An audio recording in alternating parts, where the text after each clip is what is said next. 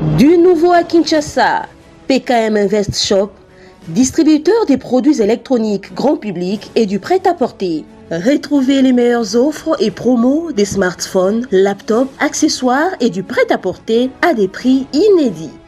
Nos adresses: commune d'Engaliema, avenue Colonel Mongiba, numéro 3, quartier Bassoko, référence rond-point magasin Kintambo, à côté de la station Total. Limité 7e rue résidentielle, place commerciale, voire l'immeuble à l'Italia. Pour tout contact, appelez au 085 016 33 65.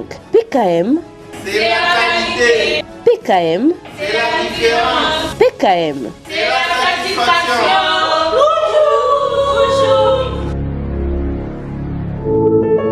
Puisque nous sommes tous Congolais, nous n'avons qu'une seule nation, la République démocratique du Congo, notre patrie. Nous avons le devoir de l'aimer et l'obligation de la faire développer à travers notre sens patriotique et nos belles actions. Chers patriotes, il est temps. Rejoignez-nous dans la campagne citoyenne et éducative de sensibilisation sur le changement de mentalité.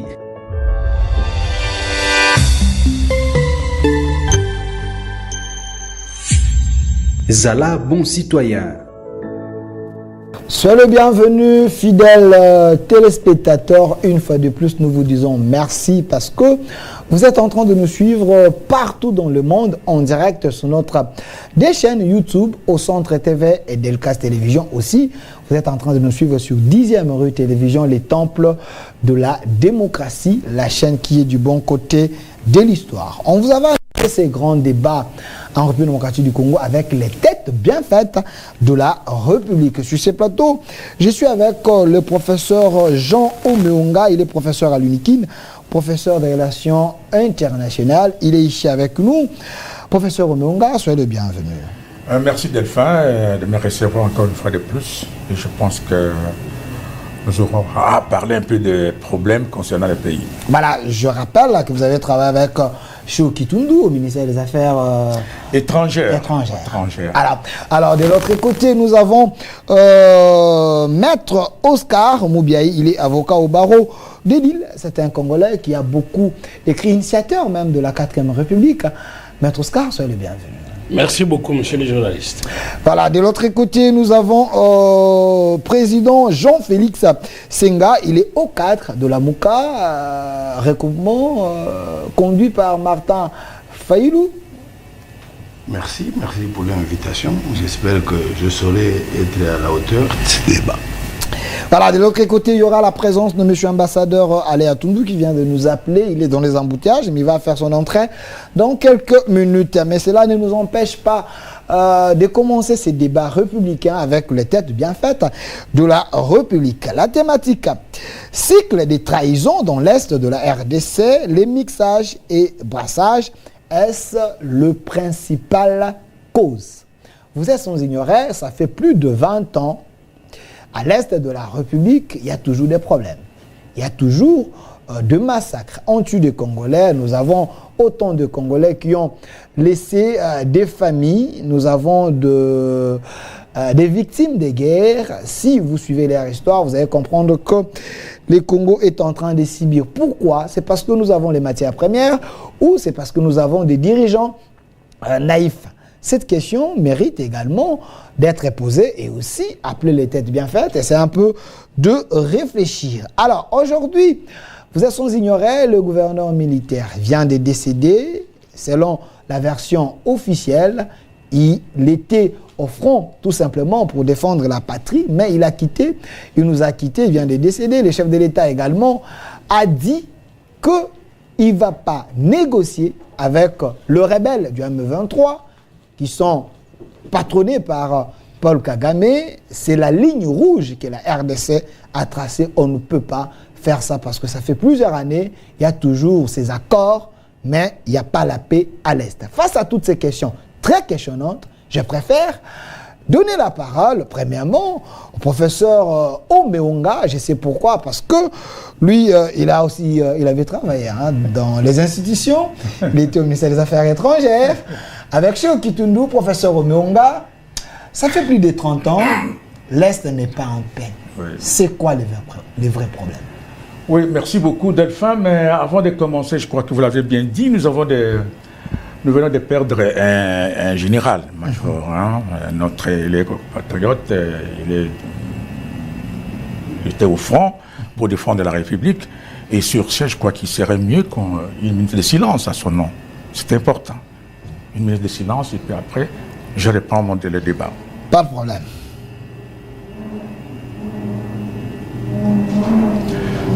Merci beaucoup. Vous savez, la question est très complexe. La question est très complexe. Voilà votre question. Vous avez vu les brassages ou bien mixage. Vous savez, on ne peut pas revenir pour toute l'histoire de la République démocratique du Congo, mais peut-être on va donner la substance seulement de la chose. Vous savez que depuis l'époque de Mobutu, combattu par Laurent Désiré Kabila, qui est revenu effectivement sous la garde des Rwandais, et puis il a pris les pouvoirs pour moi d'une manière révolutionnaire, et que après on connaît Moïse avec ses principes fondamentaux, et que moi-même j'ai travaillé dans j'étais responsable de son parti. C'était le secrétaire général même de son parti de Laurent Désiré Kabila. Qui, j'ai toujours dit, qui est différent des PPRD. Parce que j'étais un peu, quand j'étais à Paris, j'étais un peu gêné quand j'ai vu beaucoup de drapeaux des PPRD lors de la commémoration du 7e, donc l'assassinat du Moïse Laurent Kabila, alors que nous étions ensemble, mais on n'avait pas les mêmes orientations politiques. Bon, nous est arrivé, il a été assassiné dans son bureau par les ennemis du pays, parce qu'on sait très bien que c'est un homme qui était populaire, parce qu'à présent, même le président actuel, Félix Tshisekedi, a beaucoup apprécié Mouzé, parce que lors même de son investiture, il a dit qu'il n'a jamais trahir, c'est-à-dire que le principe sacro-saint de Mouzé. Et ensuite, on a vu que beaucoup de principes fondamentaux, lutte contre la corruption, service national, il a repris ça et ça nous a beaucoup mis vraiment en valeur, nous autres qui aimons Mouzé. Après, Joseph Kabila est arrivé et c'est là où il y a eu beaucoup de problèmes dans le sens que votre thématique s'oriente, où il y a eu mixage par des accords et puis brassage d'armées, et ça a beaucoup fragilisé et la sécurité et les services de défense, parce qu'il fallait intégrer beaucoup d'éléments de nationalité douteuse dans notre armée. Et c'est là, je l'ai toujours dit dans plusieurs sorties publiques, que je donnais le président actuel la raison de ne pas tout de suite déclarer la guerre, parce que c'était fatal, parce que tout était miné. Heureusement qu'il a pris des reculs par effectivement certains conseils pour au moins d'abord essayer de dégager, essayer de séparer les graines et former d'autres unités spéciales.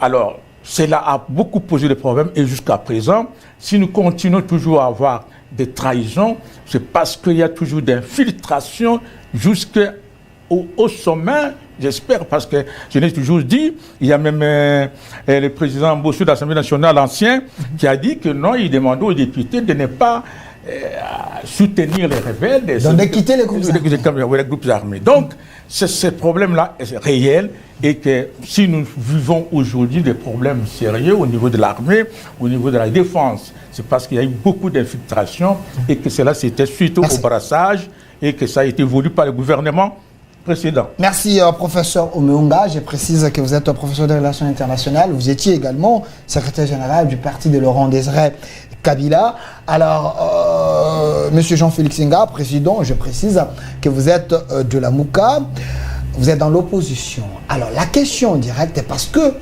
brassage et mixage, la question mérite d'être posée. Est-ce la cause principale de nos problèmes aujourd'hui? Professeur dit que Kabila, il avait suivi également cette trahison, ce qui a fait qu'aujourd'hui, qui est l'infiltration. Est-ce que le problème a commencé avec Kabila ou le problème a commencé avec Mobutu? Ce que nous subissons aujourd'hui, c'est qui les responsables directs? Bon, merci pour la question. Ce qui est important, ce n'est pas de citer du doigt, désigner du doigt qui seraient les responsables immédiats dans cette affaire, mais c'est l'analyse que vous avez, la réflexion que vous avez suscitée à travers ce thème. Nous devions effectivement bien analyser la chose pour arriver à dégager ce qu'il va falloir que le Congolais désormais fasse pour le bien, la bonne marche de ce pays. À mon humble avis, je ne dirais pas d'emblée que la cause principale des trahisons serait le mixage, ainsi de suite. Okay. Je ne dirais pas d'emblée que c'est cela.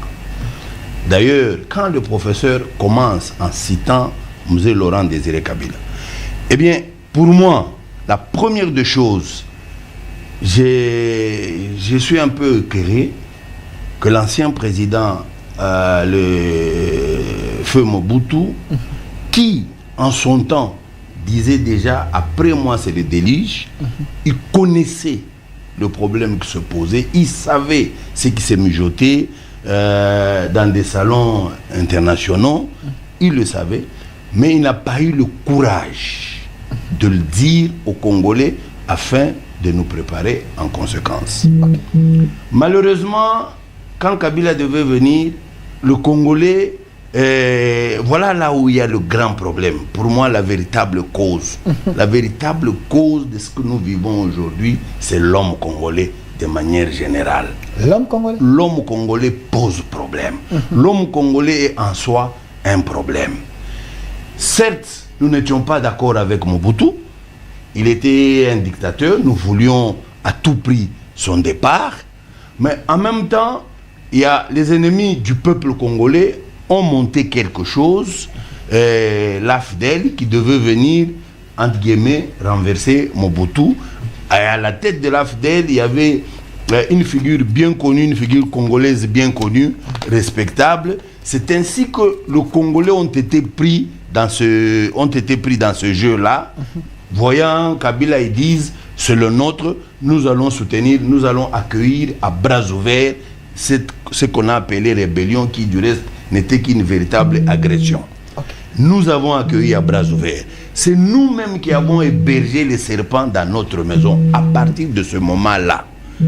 À partir de ce moment-là, vous avez vu un Rwandais devenir chef d'état-major général, un Rwandais devenir ministre des Affaires étrangères, un Rwandais devenir, je ne sais, ministre de ceci ou de cela. Nous avons vécu ça.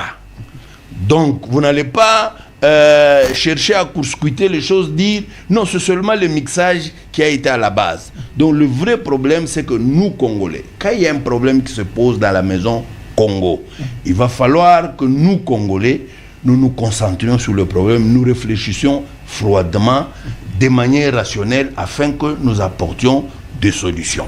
Malheureusement, nous nous étions pressés de dire, même si c'est un chien qui devait devenir président, il faut que Mobutu dégage, que les chiens viennent. Voilà pourquoi nous avons accueilli les Rwandais dans notre maison et depuis lors, ils nous jouent un sale tour. Merci. Ça, c'est d'une part. D'autre part, je disais, le problème, c'est le problème congolais. Pourquoi? Parce que nous, les Congolais, nous avons mauvaise coutume de vouloir chercher le pouvoir à l'extérieur. Or, il s'est fait que la balkanisation, elle a été étudiée, réfléchie depuis longtemps par les États-Unis d'Amérique. Ce n'est un secret pour personne. Et les États-Unis, accompagnés par l'Angleterre, la France, la Belgique, ce sont eux qui ont monté le plan pour balkaniser ce pays. Kagame, ce n'est que quelqu'un qui, lui aussi, se nourrissait des rêves d'agrandir son pays qui est minuscule à cause de sa croissance. Il voulait que son pays prenne de l'expansion. À cause de ça, Kagame vend son plan là aux Américains qui ne cherchaient que qui utiliser pour faire cette sale besogne. C'est ainsi que les deux efforts se conjuguant, aujourd'hui, nous sommes là où nous sommes. Donc nous, Congolais, nous avons d'abord trahi notre propre... nous nous sommes trahis nous-mêmes, nous avons trahi notre nation, et le fait de chercher le pouvoir, ce sont ces mêmes Américains qui nous imposent. Ils veulent balkaniser le Congo. Ils utilisent les Congolais pour cette seule besogne. Parce que dans cette affaire, il n'y a pas que les sanguinaires, les génocidaires sanguinaires Kagame. Il y a aussi l'œuvre de Congolais dans cette affaire qui fait que Aujourd'hui, notre pays est miné à ce point parce qu'il y a des Congolais aujourd'hui qui vivent de la guerre, des Congolais qui deviennent riches de la guerre. Merci Président Jean-Félix Senga, au cadre de la MOCA, la tête pensante même de la MOCA. Maître Oscar Moubiaï, je précise que vous êtes avocat au barreau de Lille, un vrai Congolais, initiateur de la 4e République. Est-ce vrai le problème de l'Est? Ce n'est pas le brassage et le mixage, c'est l'homme congolais lui-même qui a vendu son pays. Non, voilà, on va dire ceci en observation pour observer déjà que la cause de ce qui nous arrive aujourd'hui, je parle bien de l'agression de l'Est, la cause n'est pas à chercher plus loin. Okay. La cause, c'est effectivement, d'une part, ça commence d'abord à l'origine. L'origine de notre malheur, c'est l'AFDEL. Ok. L'AFDEL de Laurent Désiré Kabila. L'AFDEL. Okay. L'AFDEL. L'AFDEL, c'est ça la cause de notre malheur. Et pourquoi l'AFDEL, qui est, comme Laurent Désiré Kabila l'a dit lui-même, un conglomérat d'aventuriers, le pays a été pris entre les mains des aventuriers. À partir de là, jusqu'à ce jour, nous continuons à être sous l'ordre de l'AFDEL. C'est pour cela que nous pensons. Jusqu'à ces jours. C'est la continuité. Les gens sont en train de nous suivre. Hein. Jusqu'à ces jours. Ok. C'est la continuité de l'ordre politique. Parce qu'il ne faut pas confondre le changement ou l'alternance au pouvoir avec l'arrivée de M. Tshisekedi, avec l'ordre politique qui a été implanté par l'AFDEL. Ce sont deux choses différentes. L'ordre politique d'aujourd'hui, c'est l'ordre de l'AFDEL. Maintenant, c'est pour ça que nous en appelons au changement de l'ordre politique, passant par le changement de la Constitution pour mettre un nouvel ordre politique et sortir de l'ordre de notre malheur qui est l'ordre de l'AFDEL. Je pense que je me suis fait bien comprendre. Donc le changement de la Constitution est une nécessité pour changer l'ordre. Bien sûr, parce que nous avons eu un régime colonial. L'on s'en est débarrassé par la décolonisation. C'est ce que l'on a appelé la Première République. Malheureusement, on a essayé les coups d'État avec Mobutu. On est plongé dans la dictature. Et nous est venu l'AFDEL avec ce que l'on a appelé révolution, alors qu'il était une agression déguisée de notre pays. Depuis lors, il n'y a pas encore le renversement de cet ordre politique nous imposé d'ailleurs.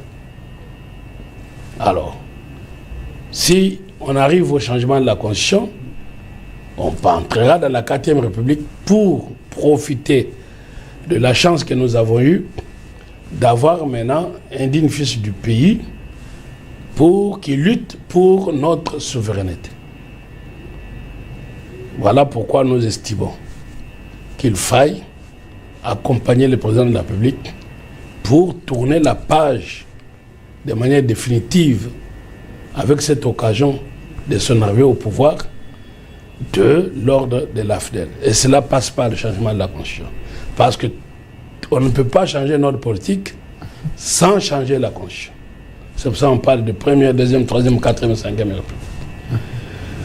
Outre le problème de l'arrivée de l'AFDEL, donc des aventuriers, il y a également le problème de nos richesses minières qui sont à la base, n'est-ce pas, de notre agression. Et aussi, il y a le problème de l'espace vital dont souffre notre agresseur qui est le Rwanda, donc par son président Kagame.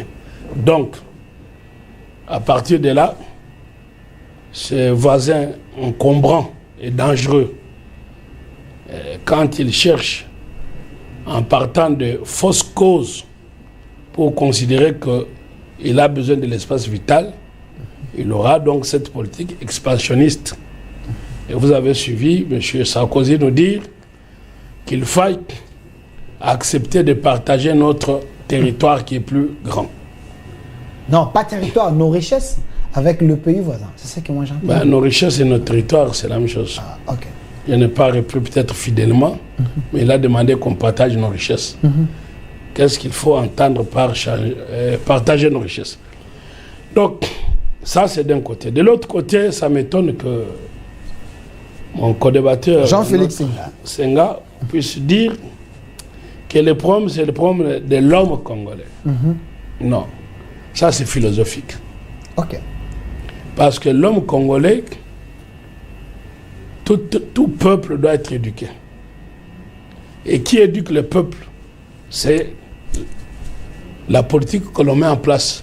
C'est les dirigeants. Quand on prend le pouvoir, on doit imposer un ordre moral.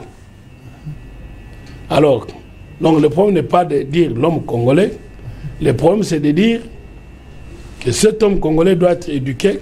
C'est que l'on entend par la restauration de l'autorité du pouvoir public pour imposer l'ordre, et ce qui pose aussi le problème de nos politiciens, comme notre frère Senga qui est dans la Mouka, qui dit le problème est l'homme congolais. Mais non, le problème peut-être, si c'est l'homme congolais, mais le problème est avec lui-même. Parce qu'à ce moment-là, il fallait qu'il commence par quitter son parti, la Mouka. Pourquoi? Nous n'avons jamais vu... Plateforme et la Mouka. La Mouka, c'est pas un parti politique. Oui, c'est la plateforme. Bon, qu'est-ce qu'on observe aujourd'hui? On observe que les ennemis d'hier deviennent amis d'aujourd'hui dans leur réconciliation qui est en vogue maintenant. Donc, parce qu'il y a l'FCC, les Chadari et les autres, ils se sont mis d'accord pour au lieu de renforcer l'opposition. Au lieu de se mettre d'accord pour combattre l'ennemi, elles se mettent d'accord pour combattre le président de la République. C'est vraiment, on n'a jamais vu un peuple comme ça. Pendant la guerre, même dans les pays occidentaux, les professeurs Obengo ont mieux placé là-dessus, vous allez voir l'extrême droite, qui n'a rien à voir avec les socialistes, qui n'a rien à voir avec la droite, s'unir pour lutter contre le terrorisme, pour lutter contre l'ennemi. Ce qui n'est pas le cas avec... Vous n'irez pas aujourd'hui en Ukraine voir qu'il y a l'opposition contre le président ukrainien. Mais chez nous, les gens qui s'étaient divisés hier, face à la guerre, au lieu de venir vers leurs frères et s'unir pour une cohésion nationale afin de bouter l'ennemi dehors, ben on s'unit pour combattre le président de la République. Ce qui n'est pas normal, selon vous. Ce qui est bizarre. Merci. Non seulement pas normal, ce n'est pas un problème de normalité. C'est un problème de se demander s'il y a des gens qui ont certains vices. Même la soif du pouvoir ne doit pas expliquer que l'on puisse accepter de tuer son peuple. Merci. Donc nous avons des compatriotes qui ont pris les armes. Ça sont des traîtres de la nation. Nous parlons aujourd'hui de l'Est. Moi, je viens du Katanga. Nous risquons d'avoir encore aussi les soucis. Merci. Donc, par rapport à nos richesses minières, si on n'y prête pas attention. Merci, je vais vous donner, je vais vous remettre la parole. Vous avez pris plus de minutes que les autres. Alors, professeur Ononga, parce que nous parlons ici, il ne faut pas aller en dehors du sujet, hein. Brassage et mixage, est-ce la principale cause de nos malheurs aujourd'hui? Si l'Est est en feu, c'est parce qu'il y a eu ces brassages et mixages. Mais en écoutant Maître Oscar qui dit que le problème, c'est l'AFDEL. Vous étiez venu avec Laurent Désiré Kabila parce que vous l'aimez beaucoup. C'est lui la cause, parce que dans son gibeciaire, il avait amené des traîtres. Président Jean-Félix Senga dit, le problème, c'est l'homme congolais. Ça a commencé depuis l'époque de Mobutu. Mobutu qui ne nous a pas donné des pistes, parce qu'il avait dit après lui, il y aura les déluges. C'est ça le vraie cause? Oui, merci beaucoup, mais je crois que là, il y a un peu de désordre dans la sémantique. Parce que moi, j'étais suivi, hein. La sémantique, c'était... Quand vous parlez, par exemple, de mixage, brassage, c'est par rapport à la situation de l'Est actuelle. La patrie est en danger. On parle de souveraineté, là, de l'État. C'est-à-dire que nous devons être vraiment attentionnés à ce qui se passe à l'Est. Et pourquoi il y a des trahisons actuellement? Pourquoi il y a des assassinats des généraux? Pourquoi chaque fois on prend la guerre et ça recule? Qu'est-ce qui trahissent là-bas? Pourquoi on doit trahir là-bas? Ce sont les causes qu'il a demandées. Les solutions, comme a dit mon ami Senga, les solutions c'est après. Mais sa première chose, il a dit, pourquoi est-ce ces mixages ou brassages qui sont à la base des trahisons là-bas ou qui ont formé des traîtres?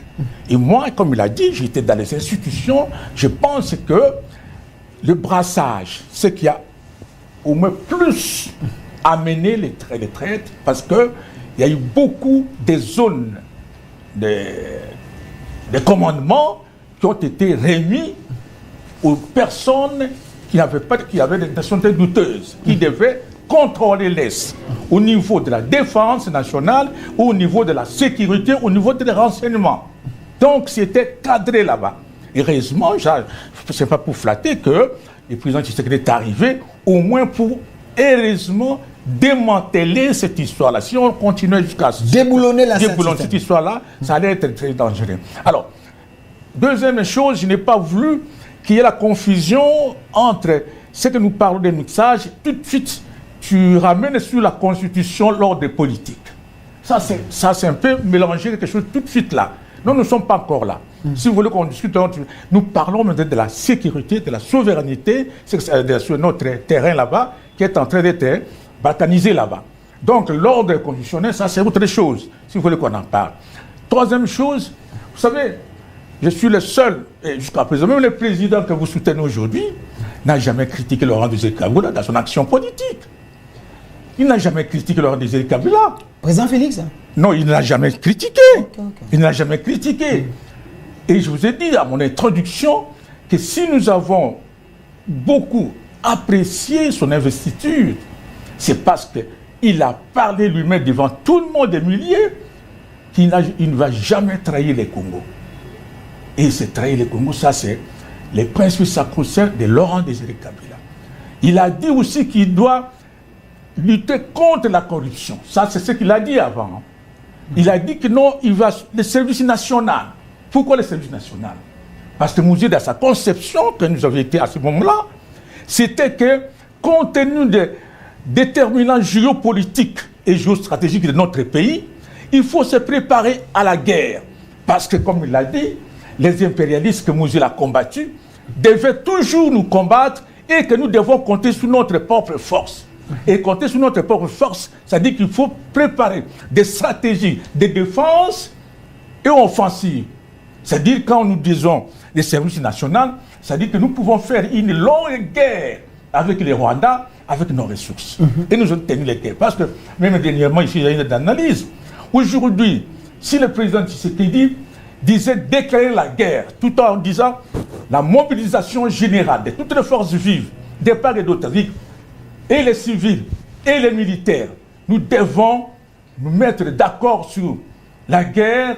Je crois que le Rwanda, même s'il va nous tuer, il va tuer tous les Nord du Kivu, il va tuer tous les Chopo, mais il ne va pas tuer tous les Bandundu. Vous voyez ça? C'est-à-dire que c'est là qu'il faut voir les choses. La trahison est là, et aujourd'hui, vous savez, ça pose des problèmes. Parce que moi j'ai travaillé avec Laurent Désiré Kabila.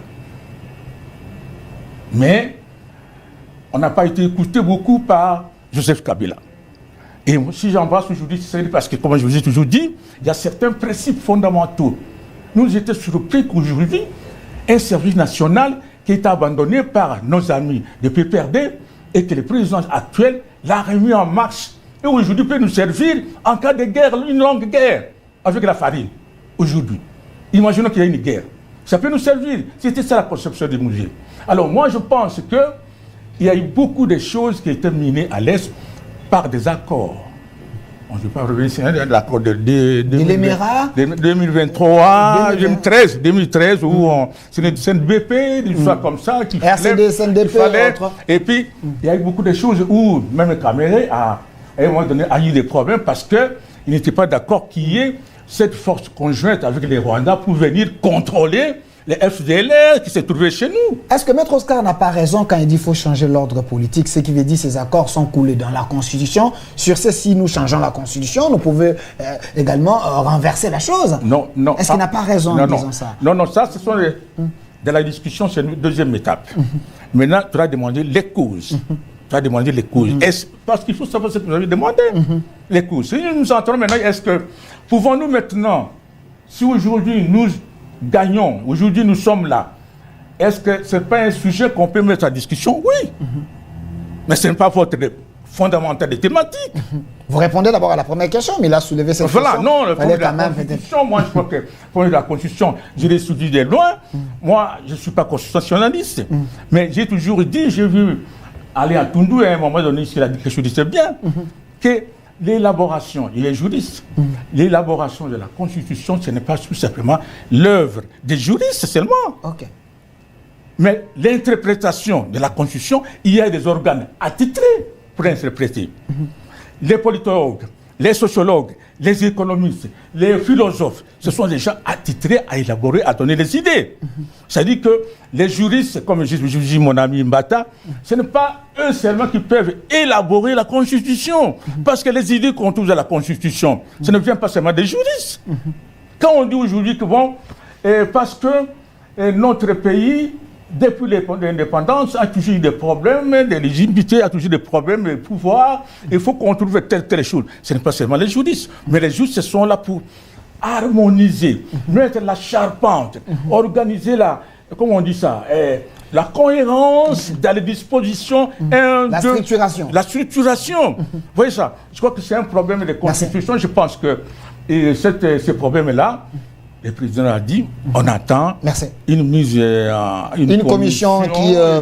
On verra si il y a des moments où on peut discuter, mais actuellement, comme aujourd'hui, là, nous sommes en train de pleurer quelqu'un qui est tombé à l'échelle de bataille pour défendre le pays. Merci, voilà, professeur Omeonga. Voilà. Merci, professeur Omeonga, professeur des relations internationales. Alors, président Jean-Félix Senga, c'est vrai, la thématique, c'est sur mixage et brassage, parce que nous parlons de l'Est, nous parlons de ces problèmes qui nous dérangent aujourd'hui. Nous avons assez de morts. Qu'est-ce qu'il faudrait faire pour que nous puissions trouver la paix à l'Est? C'est les brassages, les mixages, quelle serait la bonne solution? Parce que le chef a dit, il ne veut pas négocier avec le M23 ou ces gens-là pour qu'il y ait mixage et brassage, parce que c'est la ligne rouge. Vous, de la Mouka, le chef a raison, il ne veut pas répéter la même musique? En tout cas, j'ai aimé le recadrage du professeur pour nous ramener dans la thématique. Sinon, nous allons nous éparpiller, chacun vient dire ce que lui pensait, ce que lui veut dire, ou là où il excelle pour se faire remarquer. On n'est pas là pour ça. Vous nous avez présenté que le prof était de l'Union Sacrée, moi j'étais de la Mouka, vous avez donné l'impression que lui était neutre, par contre, il ne l'est pas. C'est un chercheur, c'est quelqu'un initiateur de la 4e avec République. des pieds dans l'Union Sacrée, mais qui veut se faire passer pour un être, mais entre-temps, il veut attirer l'attention de ceux de l'Union Sacrée. Peu importe. Je ne suis pas d'accord avec l'idée qu'il veut suggérer, celle de la pensée unique. Il suggère l'idée de la pensée unique en disant que moi, je devais déjà quitter la Mouka pour rejoindre son chef. Au nom de quoi? Non, parce que vous parlez de vous ne pouvez pas parler de démocratie en même temps vouloir imposer la dictature. Vous ne pouvez pas parler de démocratie en même temps vouloir créer un système dictatorial comme lui veut le faire. Il me demande de quitter la Mouka pour rejoindre l'Union Sacrée. Au nom de quoi? Pourquoi? Pour quelles idées? L'Union Sacrée aujourd'hui d'abord.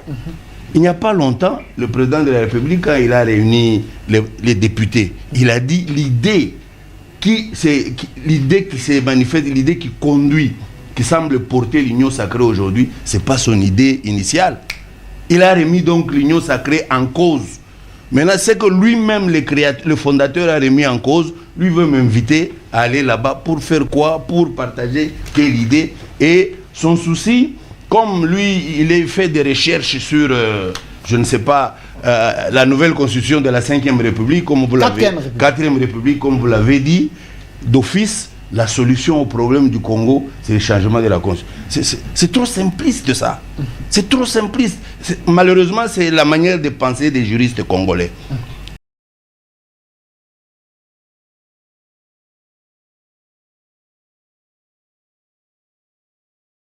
Un juriste ait à dire dans un débat, il faut ramener ça à sa science, à lui, à sa discipline, pour qu'il ait le temps de s'exprimer. Ce n'est pas ce que nous recherchons. Mais quand il dit donc, que vous de la Mouka, vous avez dit ici que le problème du Congo, ce n'est pas les brassages.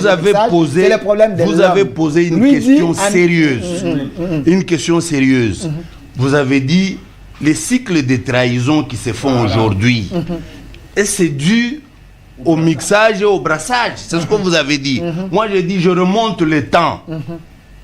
Je commence par expliquer. Le président Mobutu, en son temps, il le savait, mais il ne l'a pas ouvertement dit aux Congolais. Parce que lui disait, après moi, c'est le déluge. Il savait qu'est-ce qui nous attendait, qu'est-ce qui viendrait après lui. Parce qu'il avait beaucoup contenu le mouvement Kagame, pensant qu'en étant bien avec Museveni, ça calmerait les ardeurs et consorts. Il a pensé, il a cru à ça. Et enfin, Mouzé est venu effectivement avec ces conglomérats d'aventuriers.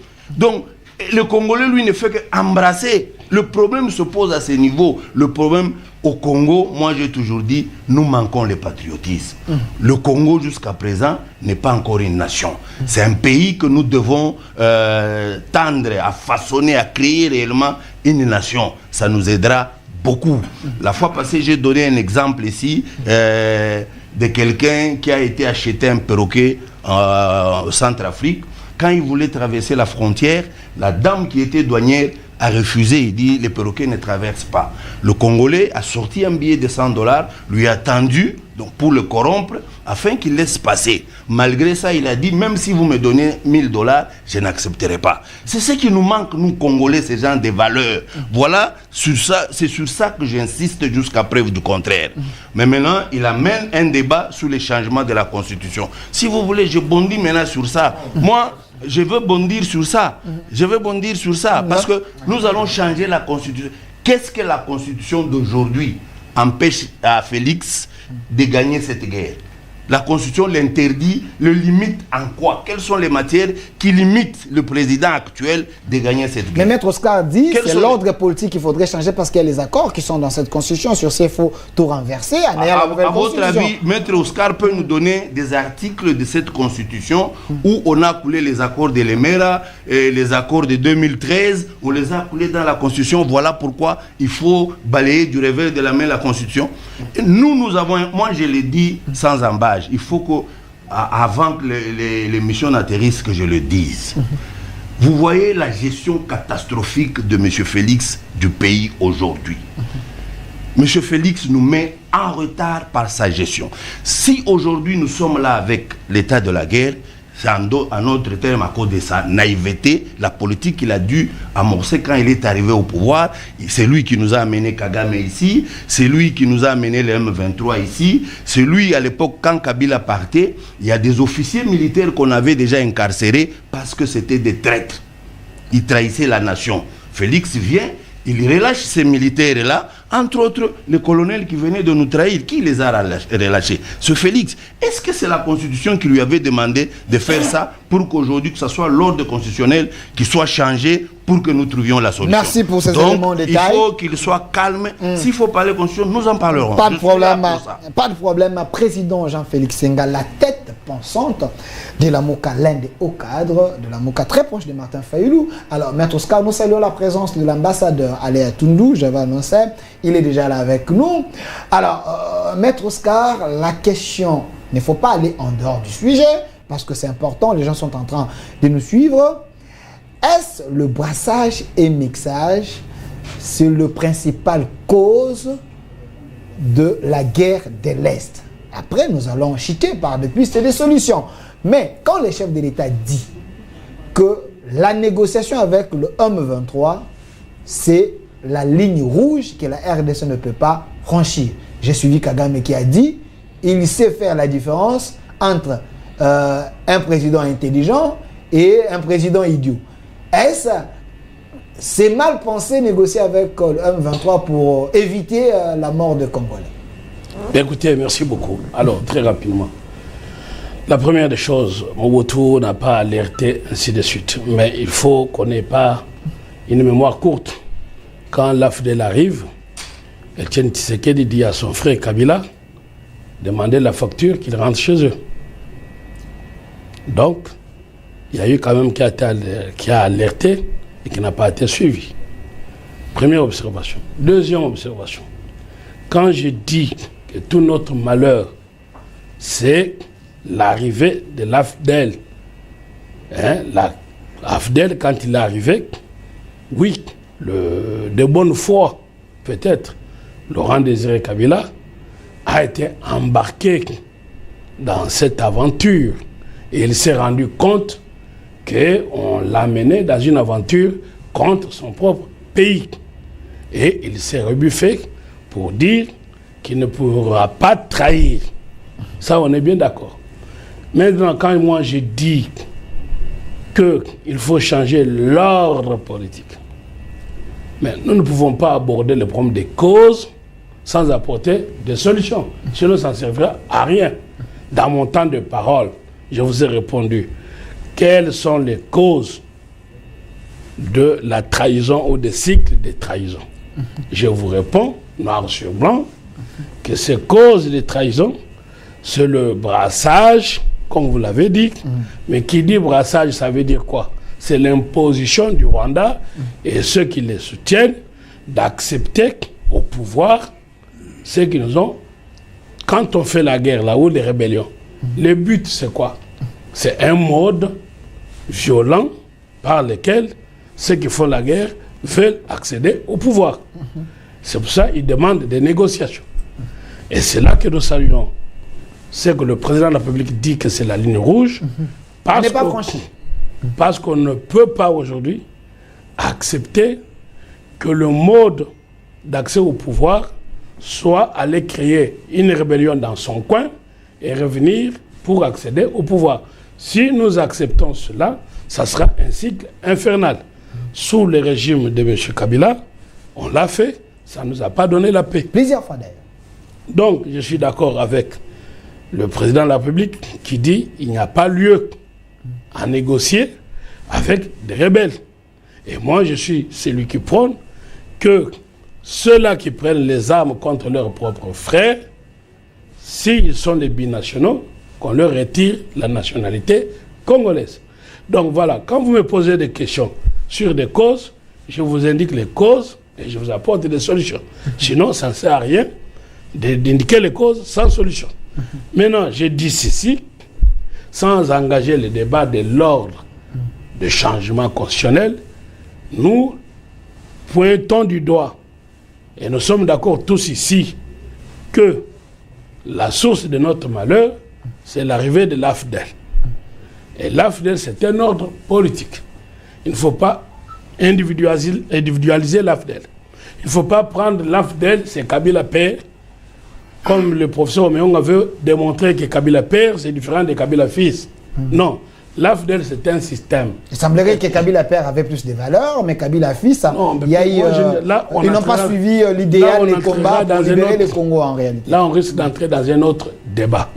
L'AFDEL, c'est tout un système qui nous a été amené, et ce système est venu renverser un autre système qui est le système Mobutu. Et aujourd'hui, bien que nous avons connu l'alternance au pouvoir, nous continuons dans des séquelles de l'AFDEL et le chef de l'État se bat pour totalement démanteler cela. Je crois que je l'ai dit clairement. Maintenant, quand je demande à notre frère Senga, c'est par rapport à ce qu'il a dit lui-même.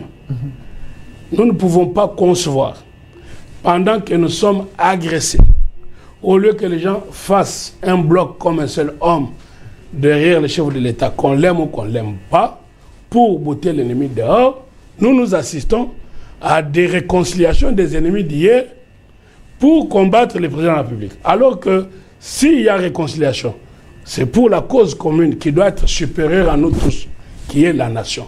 Donc si aujourd'hui, il y a des cartels, des réconciliations, des formations politiques qui se créent, ça ne devait avoir pour objectif de lutter contre l'ennemi commun.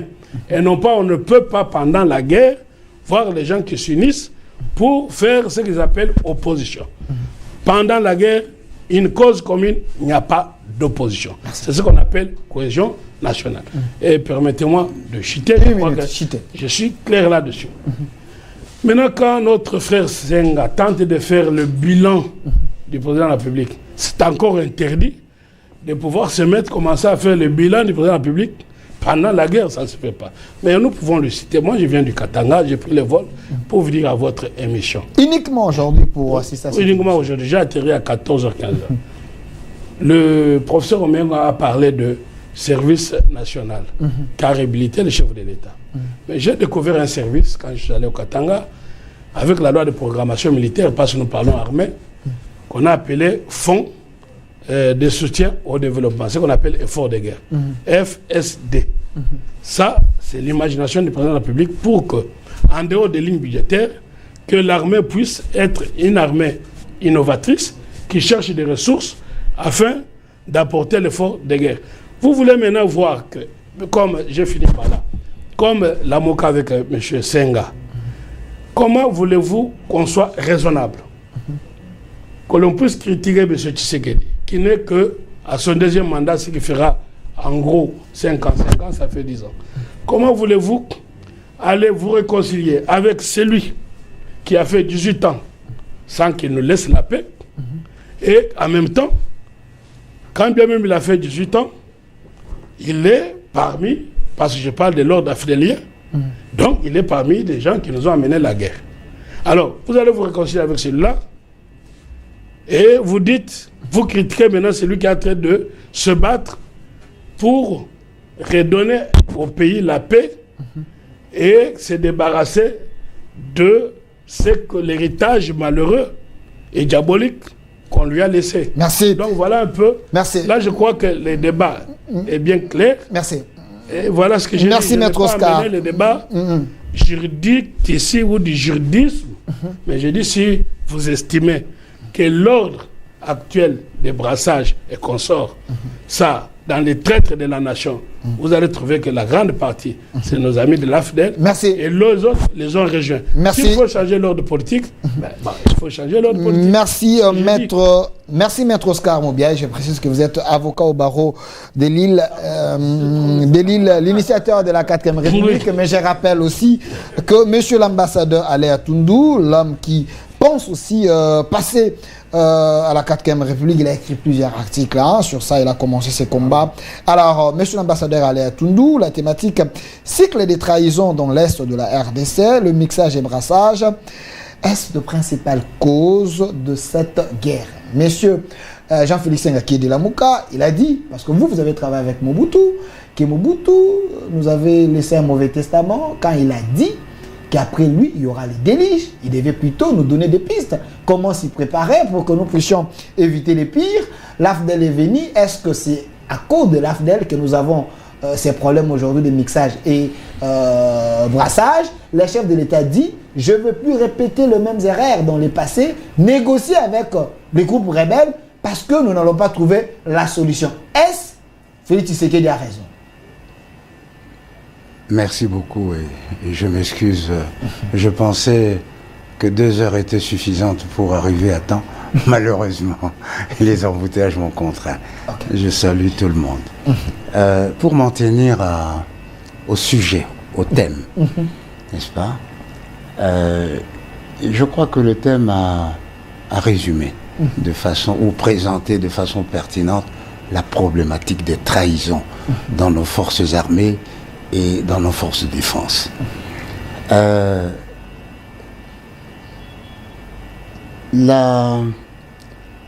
Lorsque on réfléchit, on se rend compte que les trahisons proviennent des conditions de naissance de l'armée actuelle, ce qu'on appelle l'ontogénèse. Que comprend l'armée actuelle?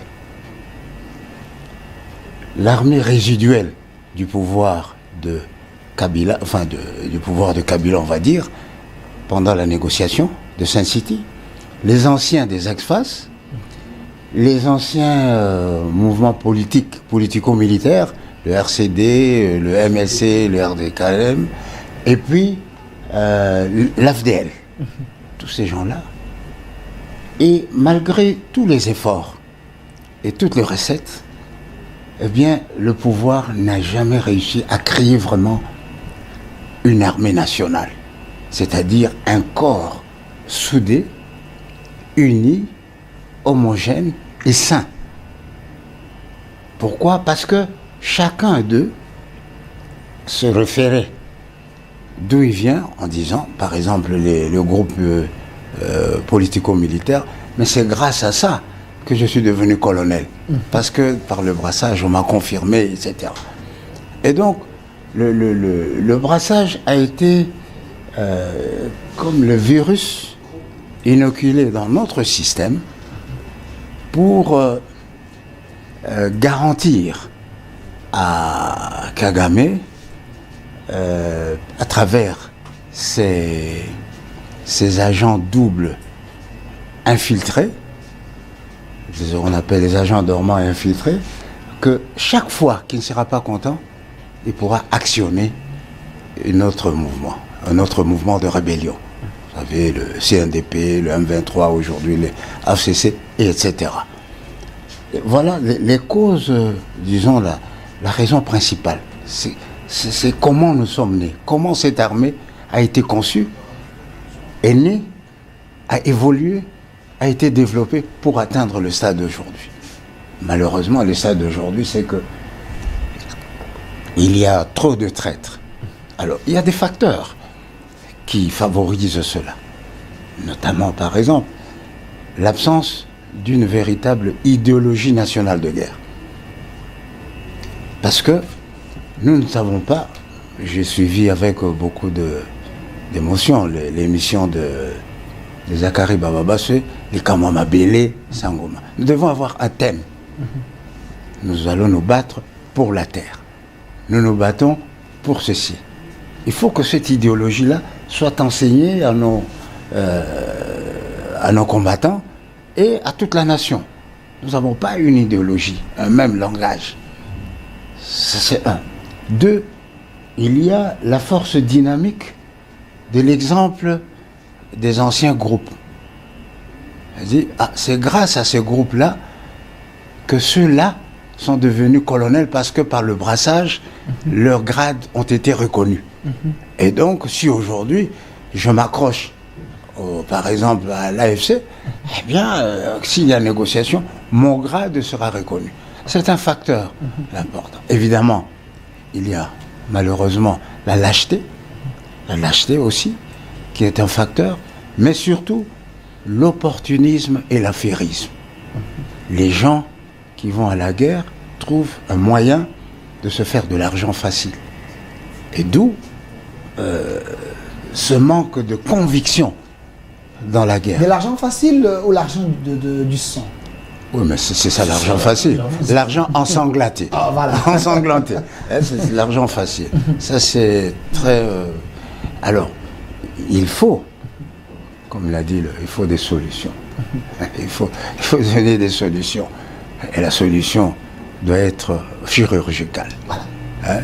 Toute personne qui est soupçonnée, qui est suspecte, qui est suspecté, doit être écarté du commandement et du fonctionnement de l'armée. Mais quand président Senghor dit, vous voulez que eux, la MOCA, soutiennent président Tshisekedi, mais Tshisekedi a libéré les gens qui étaient en prison. Il semblerait que le colonel qui a trahi Minova, celui-là, il a été libéré par Tshisekedi. Alors vous voulez que soutiennent, vous demandez cette cohésion du moment que le chef de l'État fait le contraire pour sauver la nation. Et Mobutu, que vous avez servi, lui aussi, il avait laissé un mauvais testament, ça vous n'avez pas répondu. Non, j'y viendrai. D'abord, Mobutu n'a pas laissé un mauvais testament. Compte tenu de son expérience et l'exercice du pouvoir, il a dit, je ne vois pas, après moi, la personne qui va contenir toutes ces velléités internes et externes. On peut dire, comme on le dit généralement, c'est une prophétie une prophétie n'est pas un testament. Donc, je crois que l'expression n'est pas correcte. Alors, l'autre problème, c'était... Les gens que Tshisekedi a libérés, c'est eux qui nous posent des problèmes aujourd'hui. Ce débat... Trop de grâces présidentielles qui nous plombent également la nation. Ce débat n'est pas un débat de l'union sacrée, de la Mouka, de je ne sais qui. C'est un débat patriotique où nous devons nous mettre sous la houlette du garant de la nation pour mener la guerre. Mais nous ne sommes pas une exception. Du temps de l'invasion japonaise, Mao Tse-tung et Chiang Kai-shek, des ennemis à mort, se sont mis d'accord pour combattre les Japonais et après ils ont repris leur guerre. Et il y a des exemples comme ça. C'est ce que vous demandez à la Mouka. Merci monsieur l'ambassadeur Atundu. Je vous ai laissé suffisamment le temps parce que vous êtes venu en retard, que vous pouvez au moins faire la synthèse. Alors nous devons évoluer. J'apprends aujourd'hui que le Rwanda a fermé ses deux frontières entre petite et grande barrière des Goma. Gisenyi, donc le Rwanda est prêt à la guerre, mais apparemment la RDC, nous ne prenons pas des décisions fortes et courageuses. Monsieur professeur Omeunga. Oui, merci. Bon, je ne sais pas, bon, je vais revenir un peu, mais Laurent Désiré Kabila, tout le monde le sait très bien, mais il y a un moment donné où il a essayé, par de déclarations verbales ou idéologie, les enfants de Tchangou. Je crois que vous étiez, tout le monde était là. Ce ne sont pas des militaires qui ont convaincu Tchangou, ce sont des jeunes gens de Tchangou avec des machettes, des houes, qui ont quand même battu la rébellion rwandaise. Et tout le monde était ici. C'était aussi une façon d'avoir une idéologie qui devait unifier les gens. Mais il n'a pas été suivi. Il n'a pas été suivi. Quel est ce dirigeant qui a pu tout simplement pas l'ordre verbal que battez-vous, sauvez votre terre, votre espace. Et les jeunes gens, sans fusil, sans armes, ils sont battus pour éliminer la rébellion. Je crois que c'était au niveau de tout le monde. De tout le monde. Mais il n'a pas été suivi. C'est pour dire tout simplement que parfois, il y a toujours des décalages dans la continuité de l'État. C'est pour revenir une fois, parce que vous avez les gens posé l'histoire des négociations avec les M23. Les M23, la ligne rouge. Oui, moi j'étais au ministère des Affaires étrangères. Et ça, c'était vraiment quelque chose de désolation. Il n'y a jamais une continuité. À chaque ministre, il nettoie tous les cabinets. Et il n'y a pas de référence pour que quelqu'un qui arrive vous dise que, attention, il y a ça, ça, ça, ça. Si moi j'étais resté aux affaires étrangères, j'allais dire à Lutundula de ne pas aller très vite du côté de l'IAC, de ne pas aller faire les zones tampons, parce que nous étions avec Chou Kitundu, nous avons laissé cette situation, nous étions avec Mouzi, nous avons laissé cette situation, mais à chaque fois, il n'y a pas la continuité. Et puis, la négociation, on ne peut pas négocier avec l'accord du coup. Vous savez très bien, on ne peut pas négocier avec l'accord du coup, je dis. Donc présentement, nous avons l'accord du coup. Mais tout à fait. Donc, on ne peut pas négocier. Non, on ne peut pas. Pourquoi? Parce que Paul Kagame, s'il parle maintenant comme ça, parce que la guerre n'est pas chez lui. La guerre n'est pas dans son territoire. Mais nous, la guerre est chez nous. Et lui, il a dit qu'il faut toujours la guerre, ce n'est pas chez moi, c'est là-bas. Et je l'ai toujours dit, sans embâche, qu'on devait d'abord chasser l'ennemi dans tes territoires et équilibrer les forces pour qu'on soit en position de négociation. C'est simple. Vous avez une femme dans votre parcelle avec les enfants, l'ennemi dans au salon. Et que vous allez négocier comment? Il faut d'abord faire un effort de les mettre hors de la parcelle et vous négociez. S'il parle, Kagame parle, mais parce qu'il sait très bien que la guerre est loin. Les Israéliens sont comme ça. Ils ne veulent pas que la guerre soit chez eux. Il faut renvoyer la guerre d'où vient. Mouzi l'a dit. La guerre doit être populaire et longue et populaire. C'est-à-dire qu'il fallait faire tout, écarter la guerre dans son territoire pour essayer de négocier. Effectivement, l'option diplomatique, moi, c'est de cette formation-là. Je peux accepter la diplomatie, mais la diplomatie a ses limites. Aujourd'hui, j'ai lisé un ouvrage sur l'inutilité de la diplomatie dans les conflits en Afrique. Est-ce qu'en Afrique, les gens respectent encore la diplomatie? C'est ça le problème. faut-il toujours la diplomatie alors que c'était un instrument de la politique étrangère qui devait réconcilier les faits, qui devait réconcilier les propos, devait avoir des compromis. Mais actuellement, est-ce qu'on peut négocier avec un diable? Est-ce qu'on peut négocier avec un souverain? Est-ce qu'on peut négocier avec quelqu'un qui comprend? Kagame, lui, dans son obsession, est-ce qu'on peut négocier avec lui pour dire quitter la République? Or, la République démocratique, elle devient comme son, comment on dit ça, son levier politique, interne et international. Donc, il faut trouver un autre style diplomatique. Et puis, quand moi je regarde, en tant qu'enseignant, nous, combien depuis musées, on a été au Conseil de sécurité combien de fois? Conseil de sécurité, on doit être Conseil de sécurité. Lui n'a jamais condamné ou sanctionné le Rwanda depuis musée. Mais c'est le cas aujourd'hui, il semble que avec l'actuelle diplomatie, non, c'est ce que je reviens. Les États-Unis et d'autres, donc on a maintenant sanctionné le Rwanda. Est-ce que ce n'est pas une victoire pour vous? Sanctionner le Rwanda, on a sanctionné le Rwanda? Non, il y a des sanctions. Non, mais les déclarations d'intention, écoute-moi, c'est ce que je voulais dire, s'il vous plaît. Je voulais dire que non, il faut changer le style diplomatique. C'est-à-dire qu'on ne doit pas être naïf jusqu'à dire que non. Et les États-Unis ont dit ça, oui. Il a dit, bon, les Rwandais doivent quitter le territoire et puis on s'acclame. Non, ça a été depuis longtemps que Moussé s'est battu pour qualifier l'agression. Il n'a pas réussi. Kabila aussi, on n'a pas le Rwandais. Notre président, il a fait tout, mais on donne des déclarations. Chercher une autre voie diplomatique. Donc, il y en a plusieurs fois, mais compter sur la diplomatie onusienne, ça devient problématique. Merci. Ça, alors, c'est dans la recherche. Merci. Même. Donc, il ne faut pas se contenter de la diplomatie des papiers, il faut plutôt agir. Alors, président Jean-Félix Nga de la Mouka, c'est vrai, il y a une naïveté collective des Congolais parce qu'on nous agresse. Le Rwanda ferme ses frontières, je viens d'annoncer aujourd'hui, le Rwanda fermé, mais la RDC n'a pas pris une position ferme. Et aujourd'hui, j'ai encore une information, Kagame était chez le président turc, Erdogan. Erdogan a demandé qu'il fasse cette mission de bons offices. Le chef de l'État a refusé. Donc la RDC est prête pour la guerre. Pensez-vous nous pouvons y arriver? Merci pour la question. D'abord, je voudrais rebondir sur quelque chose qui venait d'être dit sur ce plateau. J'ai suivi mon grand frère Atundu et même mon frère Oscar. Ils ont dit, pendant la guerre, il était normal que les gens se mettent ensemble pour faire face à la situation. Quoi de plus normal? Mais ce que je n'accepte pas, c'est de dire une chose de son contraire. En son temps, M. Martin Fayulu a proposé la cohésion nationale. Martin Fayulu. Okay. Il a proposé la cohésion nationale. C'est lui qui a fermé l'oreille, c'est le président Félix Tshisekedi. Eux ne le savent-ils pas? On peut s'inspirer des exemples ailleurs. En France, chaque fois qu'il y a des crises, il y a des problèmes, il y a des difficultés, c'est le chef de l'État qui fait appel aux autres politiciens. Ils viennent, ils prennent langue, ils prennent une position commune pour faire face, n'est-ce pas? Mais c'est ce que l'on demande à travers la cohésion nationale. Mais entre-temps, le président de la République, lui, n'en veut pas.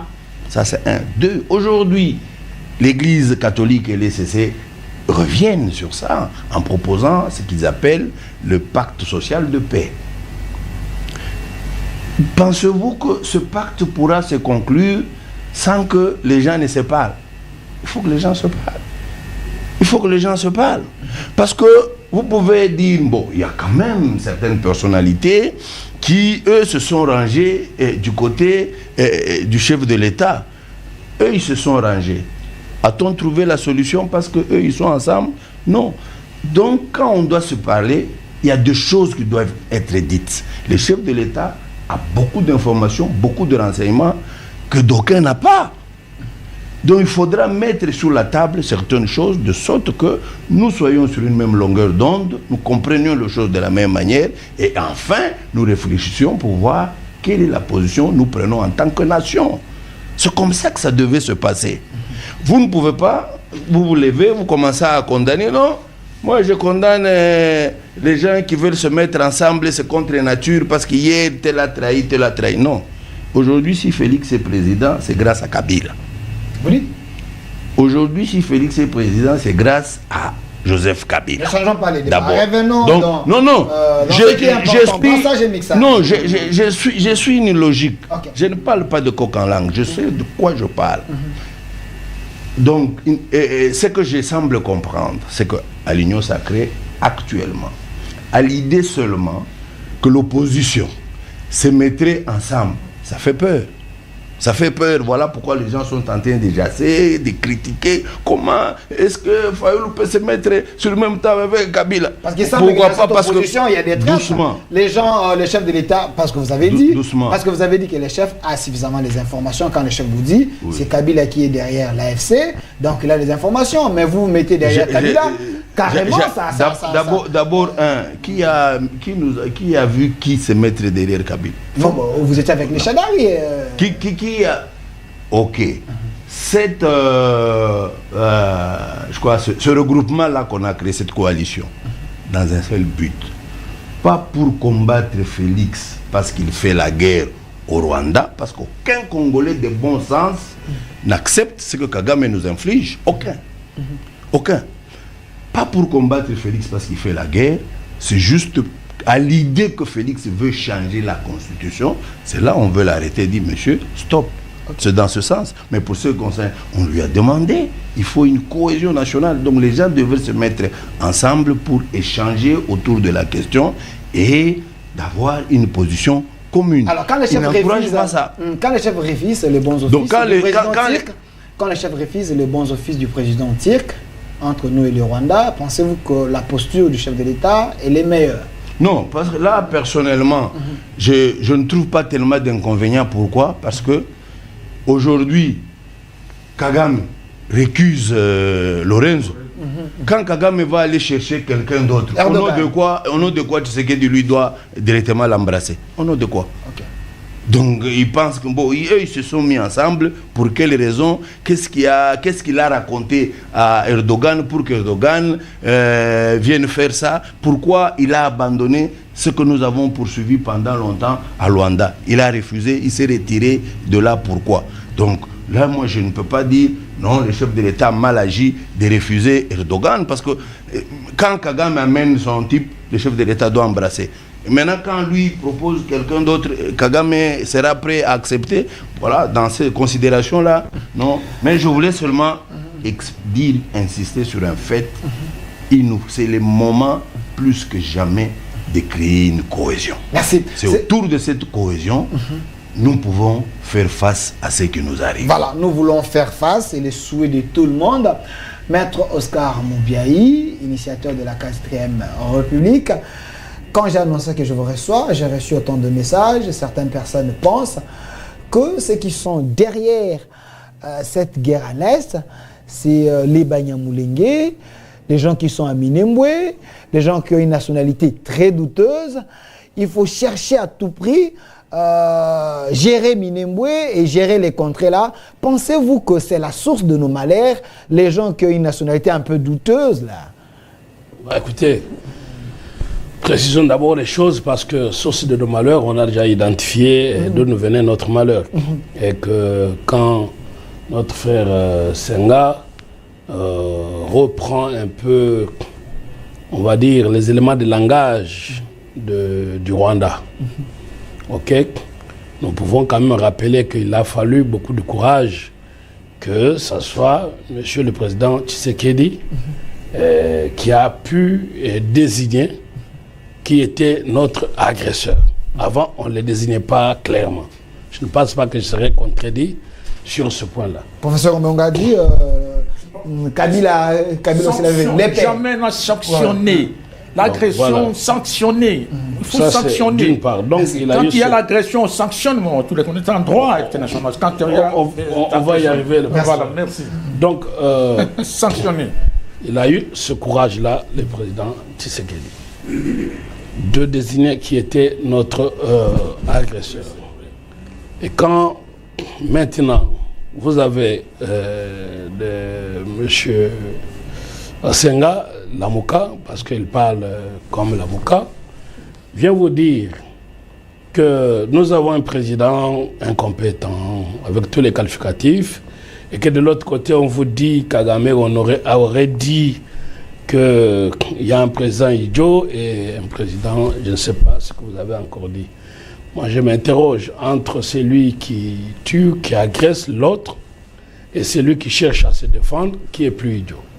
Donc, quand on dit les Congolais naïfs, je crains que ce soit M. Senga qui dit lui-même que nous est naïf, je crains que ce soit l'homme politique qui soit trop naïf.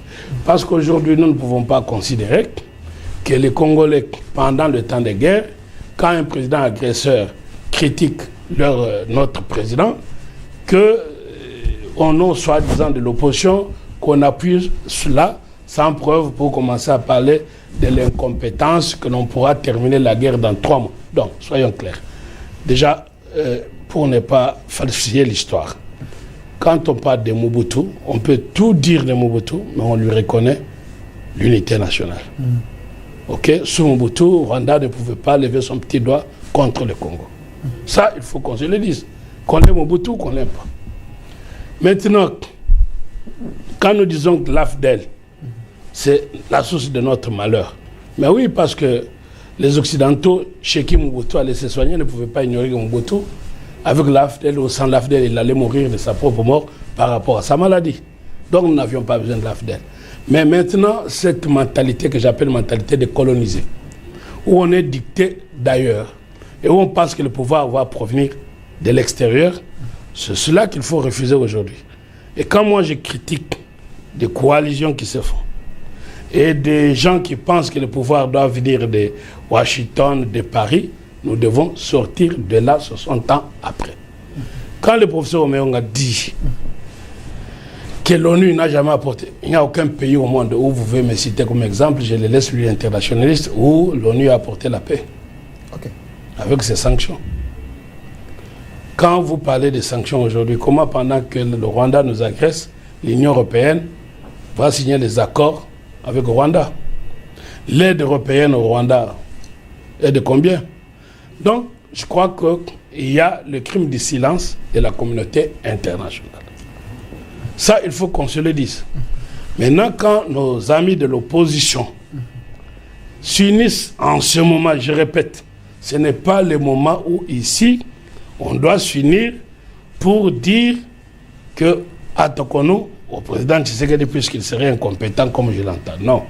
Je crois que quand on dit maintenant que Fayoulou aurait dit qu'il nous faut la cohésion, mais il fallait qu'il commence par être un exemple, comment voulez-vous aller appeler à la cohésion nationale et au dialogue avec le président de la République, lequel président que vous ne reconnaissez pas comme président? Et dans son langage, il vous dit, Tshisekedi est président grâce à Kabila. Donc, dans son entendement, Tshisekedi n'a jamais été élu. Que ce soit pour le premier mandat, comme pour le deuxième mandat. Pour lui, c'est grâce à Kabila. Et donc, peut-être, c'est pour ça qu'ils sont allés vers Kabila comme source du pouvoir, pour qu'il ramène peut-être aussi au pouvoir, parce que ça fait longtemps qu'on dit qu'on est président élu.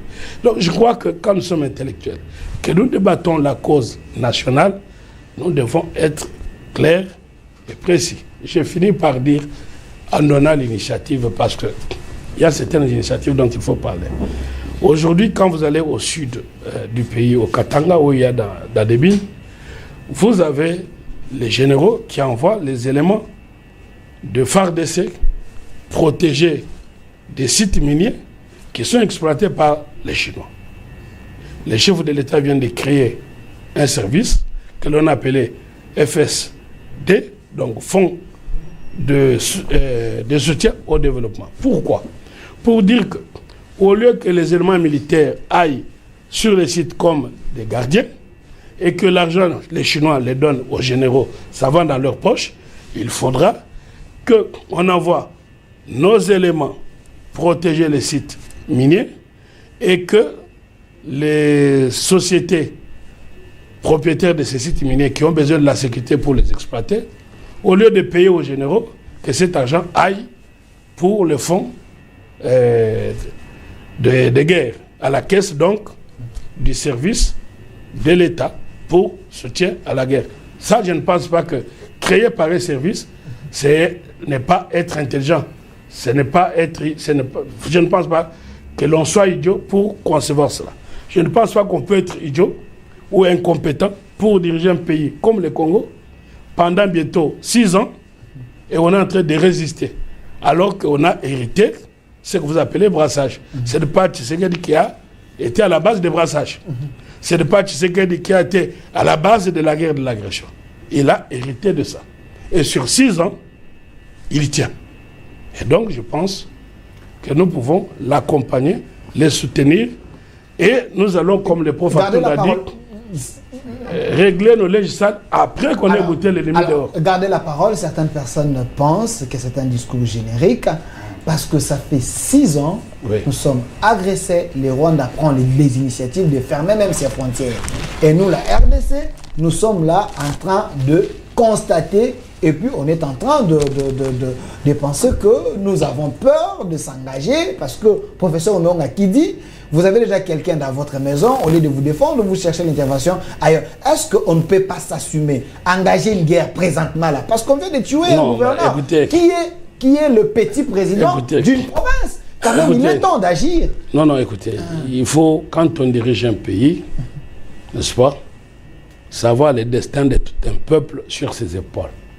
Vous comprenez? Il est trop facile de dire que Tshisekedi doit répondre coup sur coup pour reprendre l'expression des autres. Mais cela, c'est trop facile. Quand on met en balance entre ce que l'on peut perdre et ce que l'on peut gagner en déclarant la guerre au Rwanda, c'est tomber dans le piège du Rwanda. Parce qu'à ce moment-là... Donc nous serons le meilleur perdant si on engage la guerre avec le Rwanda. C'est ça que vous voulez dire à l'opinion? Nous ne sommes pas meilleurs, nous ne sommes pas perdants d'ailleurs jusque-là. Parce que Rwanda nous a agressés. Combien de kilomètres carrés Rwanda a pris depuis que Tshisekedi est là? Je vous rappelle que nous avons 243. Combien de milliers de kilomètres carrés? Donc, Tshisekedi hérite d'une situation de guerre. Ça serait trop facile de penser que nous déclarons la guerre au Rwanda, ça veut dire un embrasement. Vous comprenez? Donc, quand on dirige, il y a une certaine sagesse. Maintenant, comme professeur, à moins que vous ayez mal compris le professeur Omeonga. Bon, quand vous avez l'ennemi qui vous attaque avec votre femme et enfant, lui, il est tout seul. Mais vous devez penser que si je tire une balle qui les réplique, ça peut aller sur mon enfant, sur ma femme. Donc c'est ça qu'il a voulu, je pense, il est là lui-même. Donc il y a une certaine sagesse qu'il faudra, au lieu de tomber dans le piège, de dire, Rwanda m'attaque et donc je déclenche la guerre. Alors, merci. Monsieur l'ambassadeur Alain Toundou, vous étiez le patron de la mer sous le régime Mobutu qui était fort, un stratège, parce qu'on vient de louer ici, que sous Mobutu, le Rwanda ne pouvait pas avancer. J'ai vu même certains tweets, les gens dire il faudrait à ces moments qu'Atoundou soit le ministre des Affaires étrangères. Je ne sais pas pourquoi, mais les gens croient quand même à votre expérience. Est-ce présentement la RDC est censée changer, prendre une autre posture? Je voudrais revenir sur quelque chose d'essentiel. Mon frère de la Mouka a dit, c'est la cohésion nationale. Le professeur a rappelé que nous avons un chef. La cohésion nationale doit se faire sous le leadership du garant de la nation. Si vous passez déjà votre temps à contester que celui-là n'est pas légitime, etc., on ne peut pas aller en guerre sans chef. On ne peut pas aller en guerre avec deux chefs. On ne peut pas aller en guerre avec deux stratégies. Donc, je crois que la Mouka, l'opposition, devait faire un monde honorable. Reconnaître l'autorité légitime, démocratiquement acquise du président Tshisekedi et mettre toutes les frustrations entre parenthèses et se mettre à sa disposition pour qu'ensemble nous allions en ordre de bataille. Ça, je crois que c'est essentiel. Alors, maintenant, nous avons eu 3 ans d'état d'urgence. Le président vient d'opérer un changement de commandement. Je pense qu'il nous faut tirer les leçons de cette situation de 3 ans. Est-ce que nous allons continuer avec la même stratégie? Est-ce que nous ne devons pas changer de stratégie? Est-ce que nous ne devons pas avoir des objectifs intermédiaires? Par exemple, nous allons d'abord sanctuariser les sites d'exploitation. Parce que comme la communauté internationale est vicieuse, elle fait des proclamations de foi sans acte d'apôtre. Or, vous savez, les chrétiens disent qu'une foi sans acte, sans œuvre, c'est une foi morte. Donc, nous devons les forcer à poser des actes. Nous allons prendre un objectif, sanctuariser nos sites d'exploitation pour ne pas permettre à Kagame d'honorer ses engagements avec l'Union européenne. Mais il faut avoir une force pour récupérer ces sites. C'est Kagame qui règle. Non, nous sommes en train de faire une proposition. Je réfléchis. Okay. Est-ce qu'il ne faut pas que nous ayons des objectifs intermédiaires? L'objectif intermédiaire, c'est aujourd'hui sécuriser les sites d'exploitation, sanctuariser. Pourquoi? Parce que cela ne permettra plus à Kagame d'honorer ses engagements. Et en ce moment-là, l'Occident, la communauté internationale, sera obligée de revenir vers nous pour qu'ensemble nous puissions régler ce problème qui se pose chez nous sans le Rwanda. Parce que le Rwanda n'est pas la voie obligée d'exportation. Nous avons le corridor nord. Nous pouvons même partir par Kinshasa, par la Tanzanie, etc. Donc, je pense, l'essentiel pour moi, ici, c'est que nous devons sortir avec l'idée qu'il nous faut agir dans la synergie, dans la cohésion nationale, sous la haute responsabilité du garant de la nation, démocratiquement élu, internationalement reconnu. Toutes ces histoires je sais, un chef, je sais le reconnaître, un chef idiot, je sais aussi le reconnaître, la combinaison de deux, c'est un grand malheur. Moi, j'estime que c'est plutôt les propos de quelqu'un qui a un peu perdu la tête. Parce que, au bout du compte, c'est grâce au courage du président Tshisekedi et à sa perspicacité politique, ajoutée à une veille diplomatique agissante, eh bien, il a réussi à démonter, à montrer à la face du monde le mécanisme infernal de rébellion à répétition qui sont cachés dans notre constitution aujourd'hui à travers l'accord global et inclusif. Ça, c'est très important. Si nous tous, nous les Congolais, nous sommes d'accord sur cela, eh bien, nous pourrons discuter de tous les problèmes sans mettre en cause l'existence de notre pays. Mais vous gardez la parole, mais il y a une question qui reste en souffrance. Est-ce la source de provenance de ces gens-là pour renforcer l'AFC, le M23? Est-ce qu'ils sont à Minembwe ou comment? Parce qu'il semble que c'est là où il y a leur base, selon plusieurs Congolais. Je voudrais éviter un piège sordide des ennemis de la République. C'est de socialiser la faute. Les traîtres sont toujours des nationaux. Les traîtres sont toujours des nationaux. Donc, je ne peux pas dire que cet espace, c'est l'espace des traîtres. Non. Je vous ai dit, je vous ai donné quelques pistes de solutions. Notamment, opérer les nominations après une enquête de loyauté, une minutieuse enquête de loyauté. L'enquête de loyauté. D'après la formation, d'après les exploits de guerre. Ça, on va éviter cet aspect du problème. Alors, deuxièmement, j'ai dit, il faut que les gens croient en leur pays. Quelqu'un qui est déjà un pied dedans, un pied dehors, il faut trouver tous les moyens pour l'écarter du commandement et du fonctionnement de l'armée. Parce que c'est le mal. Permanent. Oui, c'est le mal permanent. Les agents doubles infiltrés. Un agent double, c'est celui qui sert 2 mètres, mais quand il est infiltré, c'est qu'il est dormant.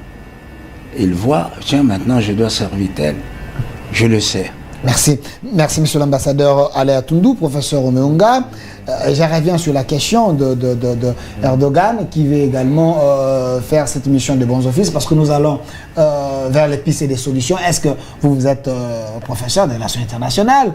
Est-ce que serait la meilleure solution que nous puissions changer notre médiateur pour que nous ayons quand même la solution, ou soit il faut changer la diplomatie, comme vous avez dit, une diplomatie agressive? Qu'est-ce qu'il faudrait faire clairement maintenant pour que nous puissions renverser la tendance? Oui, rapidement, je vais recadrer des choses. Je ne dis pas que tout de suite là, il faut que le président déclare la guerre. Quand on veut la paix, on prépare la guerre. C'est-à-dire la guerre, on la prépare. Préparer la guerre, c'est-à-dire connaître les rapports de force. Tous les fondamentaux de la géostratégie doivent être étudiés. C'est-à-dire les rapports de force, la communication, les stratégies, tout ça, ça c'est préparer une guerre. On ne dit pas que parce que le Rwanda attaque, il faut attaquer comme ça. Non, non, moi, je ne peux pas dire aux enfants comme ça. Et je ne peux pas conseiller le président de la République comme ça. Et je l'avais même félicité, je l'ai dit quand l'ambassadeur est arrivé, que heureusement qu'il n'a pas déclaré la guerre quand il allait commencer, parce qu'à ce moment, les terrains étaient minés par des infiltrations, par le brassage et le mixage. À ce moment, c'était très dangereux. Actuellement, il a tellement dégagé les terrains, c'est même bon. Donc, pour dire que bon, actuellement, moi j'ai parlé de style de diplomatie, c'est-à-dire que moi je ne compte plus tellement sur la diplomatie onusienne, c'est-à-dire des structures, parce que ça fait très longtemps que nous avons parlé au Conseil de sécurité. Il connaît plus que nous le Conseil de sécurité l'affaire de l'Est. Ce n'est pas la peine d'aller toujours dire que le Conseil de sécurité va nous aider, Il connaît plus que nous. C'est pourquoi j'ai parlé depuis Mouzé et Kabila fils, et puis actuellement il connaît beaucoup de temps, on a passé par. Il y a d'autres, comme il a parlé des termes là, est-ce qu'il y a d'autres diplomaties intermédiaires ou d'autres styles diplomatiques qu'on peut faire pour au moins trouver une solution?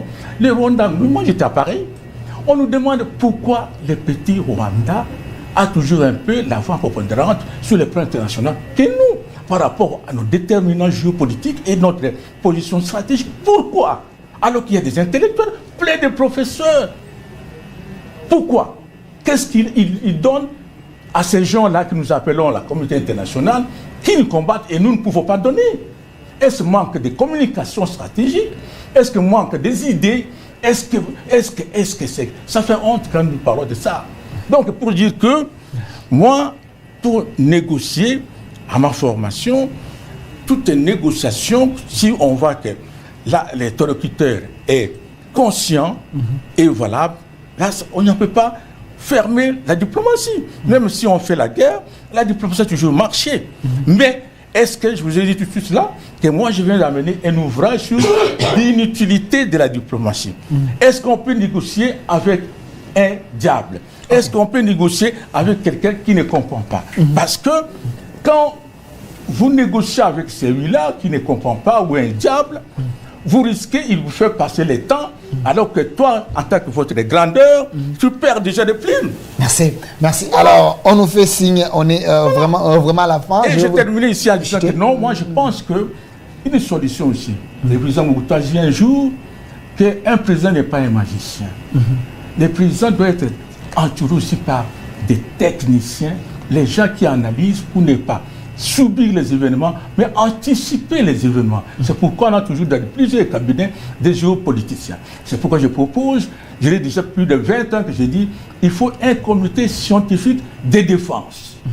C'est-à-dire où il y a un dialogue entre les scientifiques et l'homme politique pour au moins essayer d'en proposer des solutions. Merci, merci, c'est ce que nous voulons, mais je vais vous donner le mot de la fin. La cohésion nationale, comme tout le monde le dit, et je termine par là en disant que non, ce n'est pas que le président qui doit appeler les autres. Nous devons être conscients, nous, par exemple, les gens de l'opposition, doivent aussi être conscients qu'au moment-ci, ici, nous ne pouvons pas parler tel langage parce que ça fait des fissures pour l'ennemi. Alors, voilà. Alors, président Jean-Félix Senga, je vous donne les mots de la fin.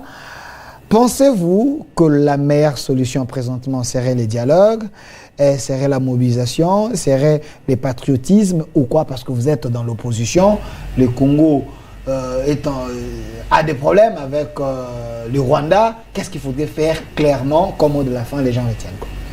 Je crois l'avoir suffisamment dit et je crois comprendre que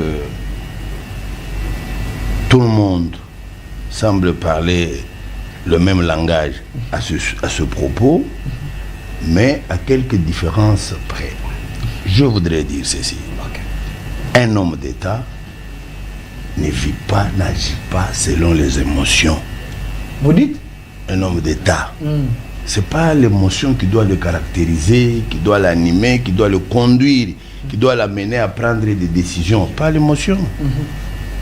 Un homme d'État, souvent, fait même l'oubli de soi. Il se surpasse.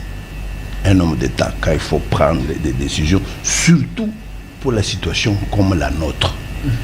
Figurez-vous que le chef de l'État refuse la cohésion nationale parce que Fayoulou ne me reconnaît pas comme président de la République, parce que Fayoulou est conscient que pour que la cohésion se fasse réellement, il va falloir que lui, le chef de l'État, soit engagé dans cette affaire.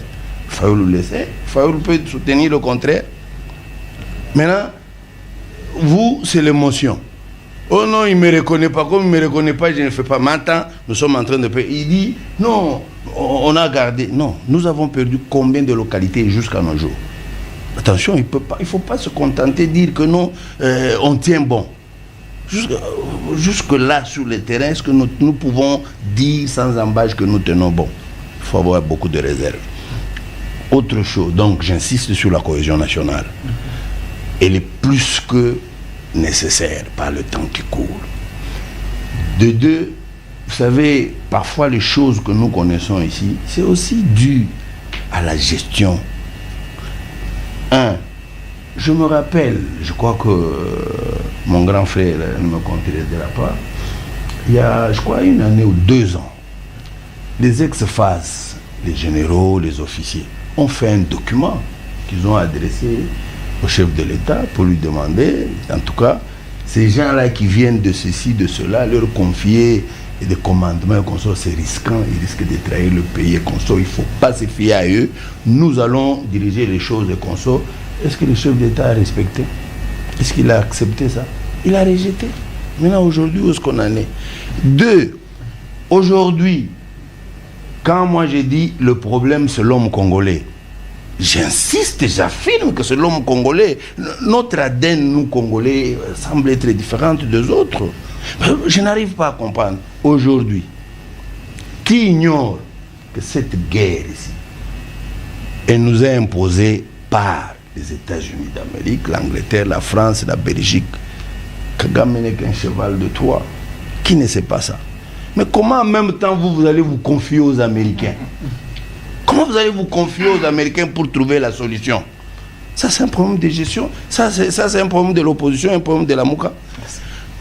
4. Aujourd'hui, vous voyez le comportement de nos frères de Burkina, de Mali, de Niger. Vous ne pouvez même pas trouver un exemple. Vous ne pouvez même pas voir ce qu'ils ont fait, étudier, vous rapprocher de ces gens-là pour bien comprendre, essayer de dupliquer ça chez nous pour créer des problèmes et au Rwanda, et aux Américains, et aux autres. Merci, président Jean-Félix. Et enfin, quand vous dites non, la sagesse veut qu'on ne fasse pas la guerre. Si l'Ukraine n'avait pas fait la guerre, l'Ukraine serait déjà annexée. Merci. Alors, Maître Oscar, le mot de la fin. Burkina Faso, Mali, Ibrahim Traoré est là, il peut nous servir d'exemple pour que nous puissions faire la guerre au Rwanda. Bon, il faut dire que Congo, ce n'est pas Burkina Faso, encore moins Mali. Quand vous abordez le problème, il faut le regarder dans sa globalité. Hein? Ici, la guerre implique non pas seulement l'approche interne, mais l'approche internationale. Il faut s'interroger donc sur la place du Congo au sein de la région et au monde. Alors, mettant sur balance, vous n'allez pas résoudre les problèmes du Congo comme on pourra les résoudre au Mali, au Burkina Faso. Et quand M. Wasenga de Lamoka dit, il donne l'exemple du Mali, je ne sais pas s'il voudra qu'il y ait des coups d'État et qu'on revienne au régime des coups d'État. Donc, je pense qu'il faut écarter ça. Mais pour ce qui est l'essentiel, quand il dit qu'un homme d'État n'agit pas par émotion, mais écoutez, tous nous avons été unanimes pour dire qu'il ne faudra pas alors que quand on fait l'opposition et qu'on se dit leader de l'opposition, qu'on agisse par l'émotion. L'émotion ici serait, au lieu de se mettre à l'évidence et de respecter la fonction, ça serait de continuer à ne pas reconnaître et respecter une fonction. Là, c'est irresponsable. Et quand on est opposant, on doit être dans la responsabilité.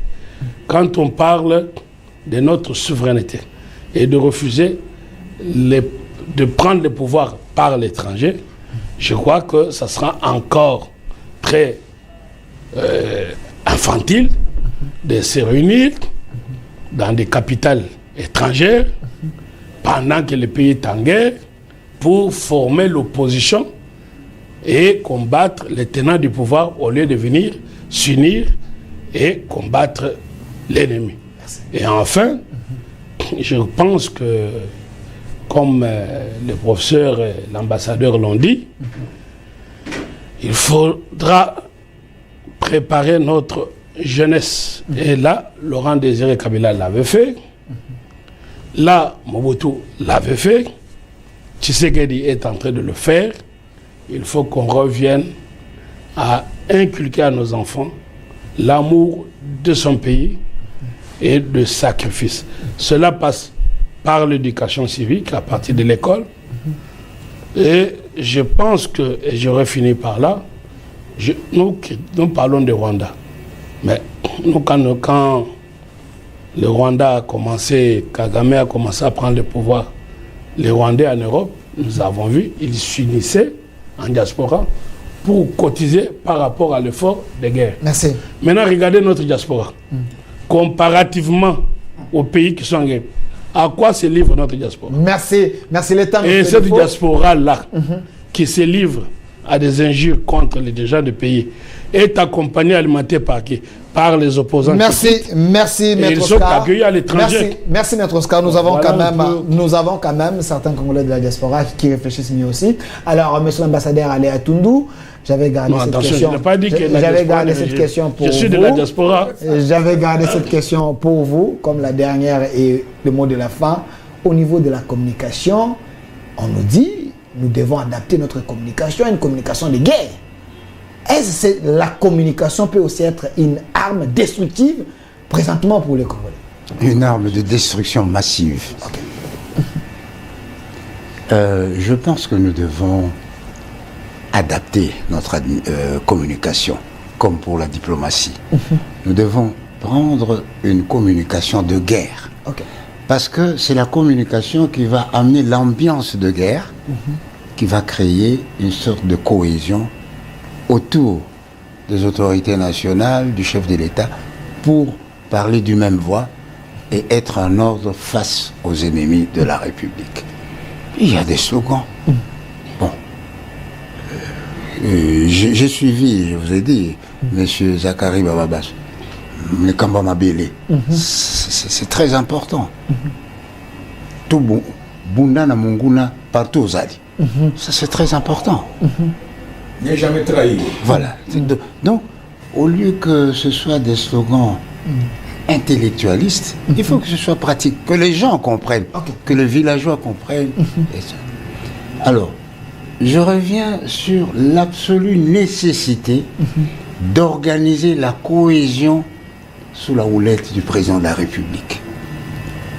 On ne peut pas se réunir avec quelqu'un qui vous conteste. Il viendrait par défi pour dire que, en plus de vous, il est aussi chef. Mais ça, c'est déjà mais quand Senga dit que vous êtes dans l'émotion, vous les gens de l'Union Sacrée, quand Fayou nous dit qu'il sait qu'il y a que le chef de l'État qui peut convoquer, en réalité, vous savez, il reconnaît qu'il est chef de l'État. Vous voulez que Fayou nous dise quoi? Ce qui vicie et pollue notre débat en général, c'est des arguments ad hominem, des attaques personnelles. On laisse le débat. Nous parlons maintenant de la nécessité de se mettre autour d'une autorité reconnue. Et maintenant, vous dites, je parle par émotion. Et non, même s'agissant du président de la République, s'il parlait par émotion, je crois qu'il ne ferait pas grand-chose. Combien de fois les gens ne l'ont pas injurié, critiqué, bon. Mais il s'est dit, j'ai ma ligne. Merci, mais monsieur. Il est important que nous puissions reconnaître l'autorité de celui qui va nous amener à la guerre et à la victoire, plutôt que de nous présenter en village gaulois irréductible. Merci, monsieur l'ambassadeur Aléa Toundou. Professeur Omeonga, 30 secondes. On retient quoi? C'est également votre mot de la fin. Je crois que nous avons dit, j'ai aimé les débats, et tout le monde est d'accord sur un seul mot. Pour l'instant, comme nous avons l'ennemi en face, qu'on soit mobilisé avec sur de bonnes déclarations autour du chef. C'est le moment, en tout cas. Mais le problème, la République n'est pas de Tshisekedi, la République est pour tout le monde. Donc, pour l'instant, soyons unis, mobilisons-nous pour au moins gagner cette guerre. Et pour gagner cette guerre, il faut aussi mettre un peu l'expertise, ça c'est très important, et mobiliser la jeunesse avec des mots, une idéologie cohérente. Mouzé l'a fait. Aujourd'hui, si le président faisait de la défense civile, même pas les militaires, il dit la mobilisation civile entre en Rwanda, c'était la catastrophe. Mais bon, j'espère que, comme il a dit, on ne dit pas agir par émotion, le président, mais il faut toujours préparer la guerre. Il y a des gens qui peuvent l'aider à préparer la guerre. Préparer, quand on veut la paix, on prépare la guerre. Merci, c'était le mot de la fin du professeur Omeonga. Je précise qu'il est professeur de relations internationales à l'université de Kinshasa. Merci d'avoir répondu à notre invitation. Ambassadeur Aléa Toundou, cadre de l'Union Sacrée, président d'un parti politique, l'homme qui a l'expérience. Merci d'avoir répondu à notre invitation également. Maître Oscar Moubiaï, avocat au barreau de Lille, l'homme qui a beaucoup écrit. Alors, initiateur de la 4e République. Merci à vous. Également, président Jean-Félix Senga, au cadre de la MOUCA, la tête pensante de la MOUCA. Merci d'avoir répondu à notre invitation. Vous avez suivi quand même l'émission d'aujourd'hui avec un sujet très important. Cycle des trahisons dans l'Est de la RDC, les mixages et brassages, principale cause. Les têtes bien faites de la République, ils ont proposé, il faut qu'il y ait une cohésion avec tout le monde autour du chef de l'État, et aussi il faut préparer la jeunesse, aussi avoir une communication adaptée à notre situation, une communication agressive, une communication de guerre, avoir aussi une autre diplomatie, qui est la diplomatie actuelle. Merci, et cette émission est déjà en direct sur notre chaîne YouTube au Centre TV et Delcas Télévision, et j'ai suivi également Maître Moubiaï qui a dit il faut changer les pactes pour essayer un peu de renverser les choses. Merci à vous, merci à l'équipe, à la grande équipe, M. Massounda du côté de la réalisation, régie finale, M. Toussaint, derrière la caméra, Jarma et Faïda, côté YouTube, Kenny Mavinga et Rachidi. L'émission est déjà sur YouTube, au Centre TV et Delcas Télévision. Laissez vos commentaires et notre RDC est possible. Au revoir.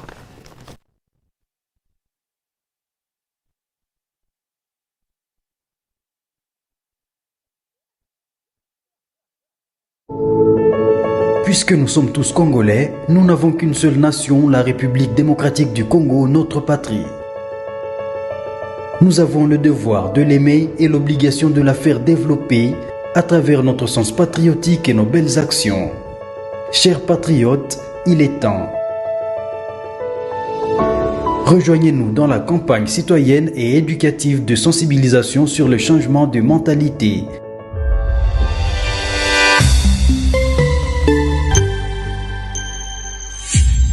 Zala, bon citoyen.